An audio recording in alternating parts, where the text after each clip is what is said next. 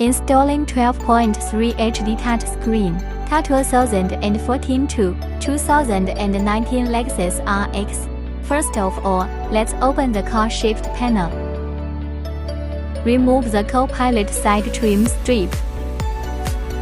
Remove the central control button, panel decorative strip. Remove the central control L outlet and key panel. Remove the original car screen base panel.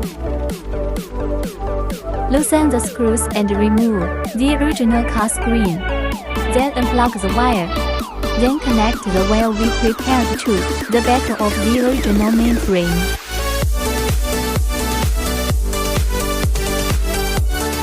Then connect the connected wire to the screen of our new product. It will be restored as it was. Let's test the function. As you can see, it supports using maps, listening to music and watching movies. Thanks.